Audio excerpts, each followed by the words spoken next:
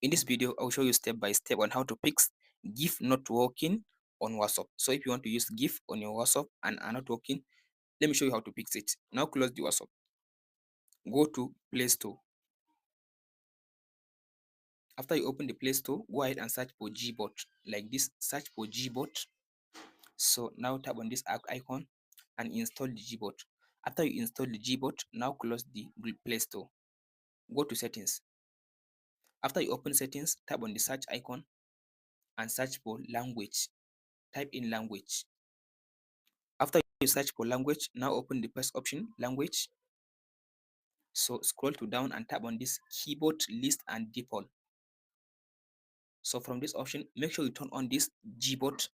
After you turn on this Gbot, and at the top, the first option which says default keyboard. So make sure you turn it on. And in this option now, choose the Gbot as your default keyboard. So after that, tap on this back arrow. So from this option now, tap on this Gbot settings. So in this option, go to preferences. So now make sure you enable this emoji keys. After you enable these emoji keys, now close the settings and open up now your WhatsApp. After you open your WhatsApp, now go ahead and try to open the GIF.